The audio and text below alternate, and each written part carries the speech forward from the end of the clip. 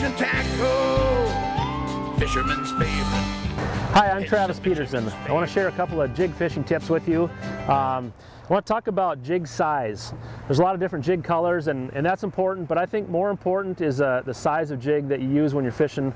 It doesn't matter if it's walleyes or panfish. The biggest factor to consider is the depth that you're fishing. This happens to be a 16th ounce fireball jig, a stand-up fireball jig, and this is my #1 walleye jig right here. I start with this and I adjust from there. I would use this jig basically in water from 5 to 10 or 12 feet and under pretty comfortable conditions. If the wind comes up, I'm going to have to go to a heavier jig. If the wind is real calm, then I'm going to go to a lighter jig. Here's a couple of other examples.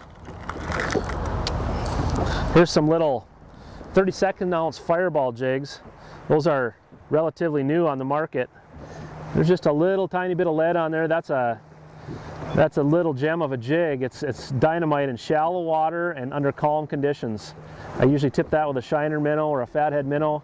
A real good option there for shallow water. If I'm fishing deeper water or under current situations, I'm going to use a heavier fireball jig. That's your standard fireball jig in a 1/2 ounce size. Real good in deeper water. If I'm fishing deeper than 20 feet, I'm going to have a 1/2 ounce jig on. If I'm fishing in current, I'm going to be using a 3/8 ounce to 1/2 ounce depending on how strong the current is. I'm Travis Peterson. There's a couple of jig fishing tips.